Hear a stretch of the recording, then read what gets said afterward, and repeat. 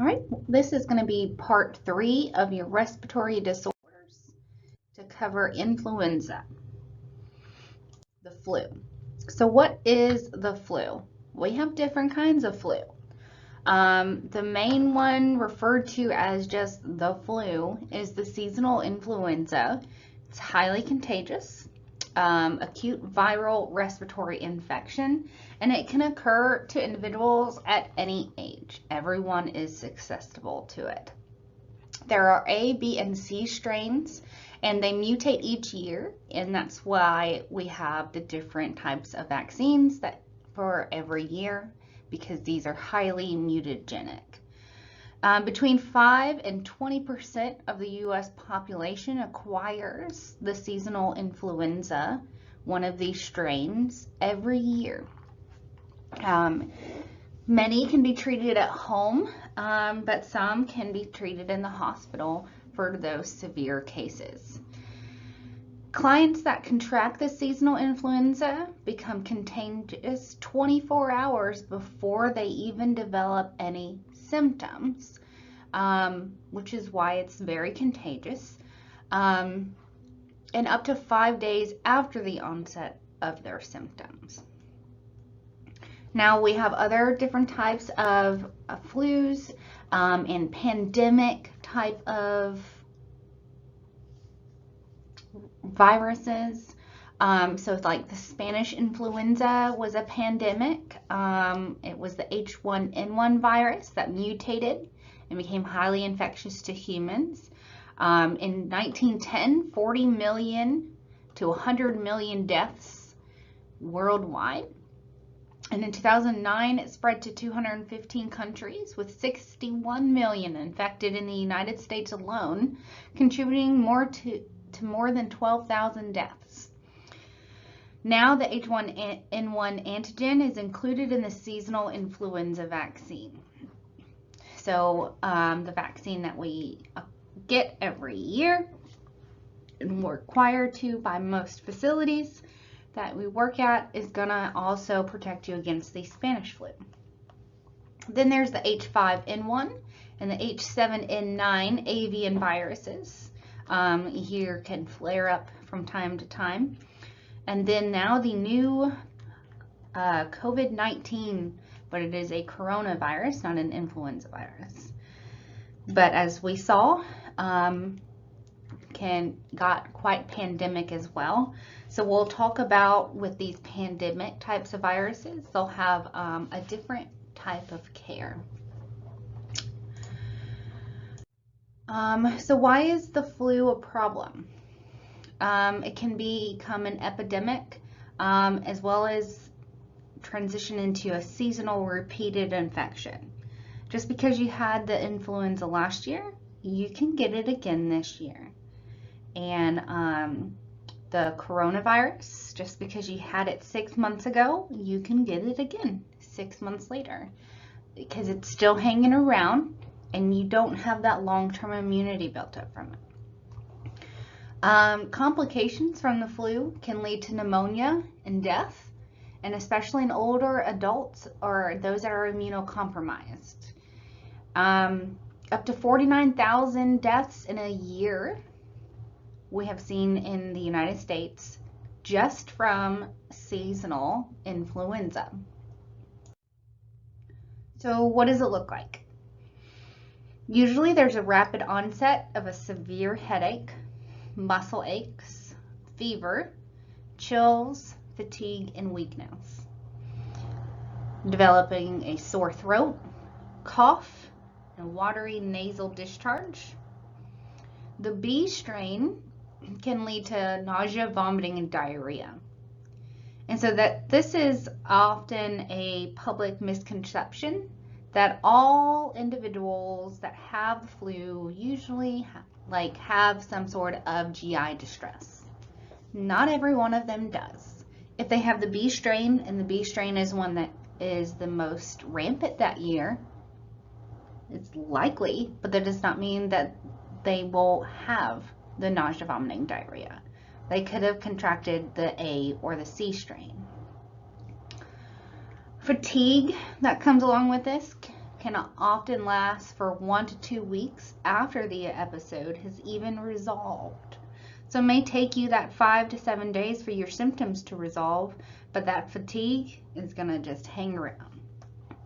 It was a big shock to the system, and as you can see, all of that inflammatory response cascade trying to back away. And if you had such fluid loss as well from the B strain, you're trying to recover from this. So labs. The rapid influenza diagnostic test, the RIDT, is commonly used, but it's highly unreliable due to false negative results. False negative results, not false positives. Treatment and diagnosis should not rely on the test, and those that have symptoms consistent with the disease should be treated as if they have the disease because of this false negative trend. Further testing in severe cases can be warranted due to sepsis and respiratory acidosis. So then labs consistent with those. So how do we care for these clients? Our aim now is going to be to support the client and prevent the spread of the disease. So this is where we come into the different types. Are we looking at a seasonal virus, or are we looking at a pandemic virus? So seasonal viruses are pretty easily more maintained, even prevented. So we have these antivirals, can prevent and treat some strains of A and B. So the oseltamivir is the most popular one out on the market. It shortens the duration of the influenza. So it doesn't necessarily kill it, it just keeps it from like replicating so much. So then your body, your natural defense system is still attacking the flu virus. It's not aiding it, it's not changing any of those dynamics. All it's doing is shortening the duration of the influenza. So it's not going to make your symptoms better during that time. It's just going to not take it 7 days. You're just going to feel like crap for 2 days. But you still have that severity of symptoms, just not for as long of a time. And so this is also another misconception by the public that, okay, yeah, I came in, I had symptoms, I'm within this 24 to 48 hour onset of symptoms, so I'm a candidate for this antiviral. I'm taking the antiviral, and 2 days later, I still feel like crap. This is not doing anything. Well, yeah, it is. It wasn't meant to help your symptoms. You're not gonna be better on day 2, like with antibiotics. This is still requiring your immune system to fight this off. All it's doing is shortening the duration of the infection. Those with COPD or asthma, we're not going to use the Z1, the zanamivir. Okay, it usually has a flash response, acute exacerbation of their issues. Adults that are older than 65 should be treated as soon as possible that have influenza, and reduce risks for their hospitalization, complications, and even disabilities that can occur from this. They're at the most risk of mortality and complications. They're the group that we're the most concerned about with the flu. We want to encourage rest for several days and increase their fluid intake. For that sore throat, we can do some saline gargles in order to ease that pain. And for that runny nose, we can give some antihistamines. And we definitely want to prevent the spread to others. So making sure that you're washing your hands, watching where you put down your tissues, good cough hygiene. If they have the B strain and they're also having the nausea and the vomiting and diarrhea, don't leave that around in the bathroom. Make sure you take care of your mess and that you wash your hands so that you're not then taking it to the kitchen and putting it on the handle and then someone else catches it when they go to go get a drink from the fridge. And so it was indirectly transferred. So being mindful of all of those ways that it can transfer, even through contact. And then vaccinations. We have, of course, like I said, the seasonal vaccines. And so getting the vaccine can decrease your likelihood of obtaining the infection. But again, there's multiple strains that have mutated. And what they do with the seasonal vaccines is that they analyze of the 3 strains, potentially 4, that are out there, which one seems to be on the uprise this year. So it's like an educated guess on which strain is going to be the problem child this season, and they make vaccines against that one that has mutated from before. So then they make the vaccines of that and give it to everybody. Well, great. If I come across the B strain and I got the vaccine for the B, awesome. I'm pretty well covered. I might feel like a bad cold one day or a couple of days, but it's not going to be so severe of a reaction as the flu infection, influenza. But if I got the B vaccine, but there's still in existence the A and the C out there, if you happen to contract the A strain, you got the flu because you only got the vaccine against B. So this is how you can still get the flu one season, or hopefully you're not that unlucky to get it multiple years in a row, but this is how you can still have the flu despite having the vaccine. And understanding this and providing education to our clients is key, because you don't get the flu from the virus. It's inactivated. It's not live. But there are multiple strains out there. And so you need to be mindful of this.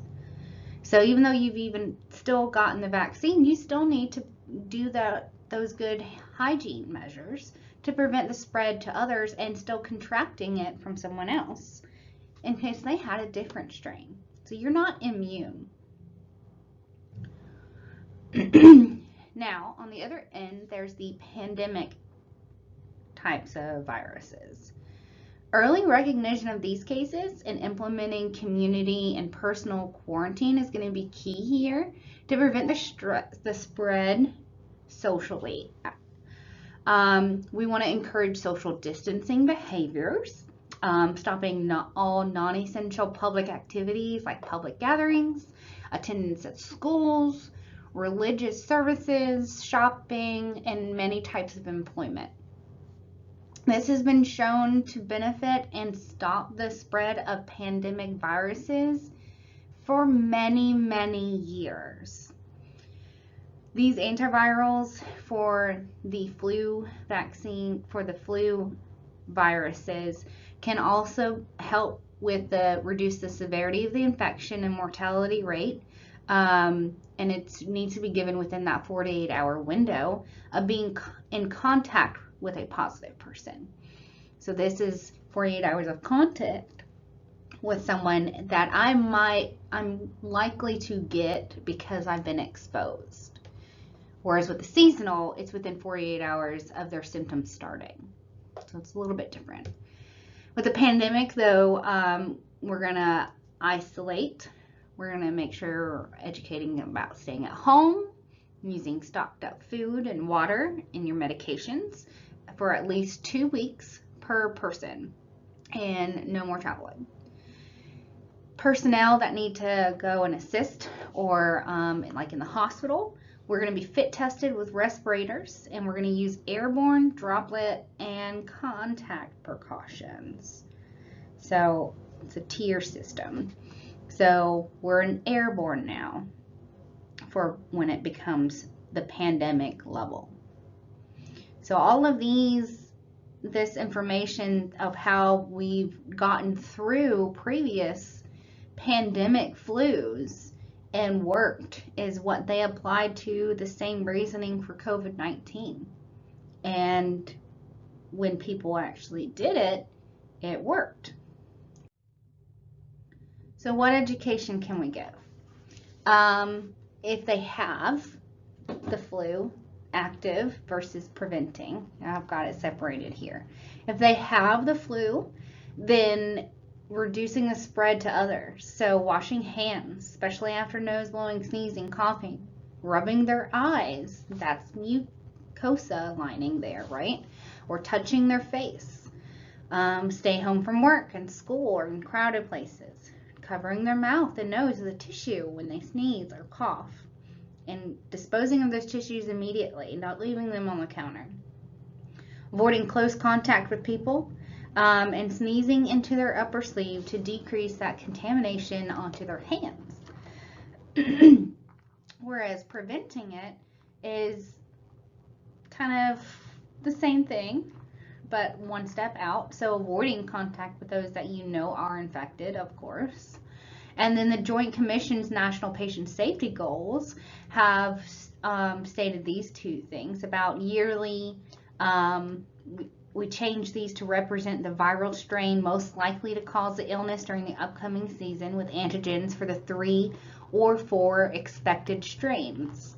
So they do their best, but what if the ones that they expected to become rampant isn't the one that became rampant? What if it mutated again after they've made their vaccines? So there's all these considerations that we need to be aware of. Annual vaccinations for adults older than 50 is recommended by National Patient Safety Goals. Adults with chronic illnesses or immunocompromised states, those that are living in an institution, and adults living with or caring for adults with health problems at risk, and then healthcare providers and direct care for those clients should get these annual vaccines. So age 50 is where this one started. So what concerns with someone who has the flu? Well, again, if it's mild, a mild reaction, they can be treated at home. But in severe cases, it can lead to hypoxia, bacterial pneumonia, and dehydration. So hypoxia, which is low oxygen status, we're going to need to give them oxygen. Potentially intubate in order to save that airway, open their airway for them to breathe. And then mechanical ventilation to support their breathing, to make them ventilate, opening and closing their lungs. Bacterial pneumonia can also occur. Again, remember with COPD, also like the inflammatory reaction that closes up part of the airway and it's stuck inside. So then it goes rampant, becomes bacterial infection. So we're going to treat that with antibiotics. And then dehydration. So if we're not feeling good, we're probably not taking in very many fluids. May lose some weight. But also, again, with that B strain, you have that nausea, vomiting, and diarrhea. So it can very easily become dehydrated during this period of time. IV fluids then are going to be our treatment while monitoring their pulse rate and the quality of their urine output. Their urine output, we need to maintain by their input. So if they're drinking 2 liters, it's important that they're putting out 2 liters, right? So this is where our intake and our output is going to come into play with our flu patients too. So be mindful of the different types of levels of care for the seasonal versus the pandemic situation. So you have contact and just like respiratory precautions. But then when it becomes pandemic, that's when we step it up to the airborne. So it's almost like TB, just because of how highly contagious it is. So keep in mind those differences there between the seasonal and the pandemic, and then how to prevent the spread, as well as that window of time, that 48 hours of window for our antiviral. For the seasonal, 48 hours from symptoms versus the pandemic is 48 hours from exposure. Okay, so just I know a lot of people are already familiar with the flu and things like that, but don't brush it off. Make sure that you notice those little differences there. This is the end of part 3 here for influenza, and I'm going to don't forget about your other parts for your asthma and your COPD, and then the next part will be your pneumonia. Thank you.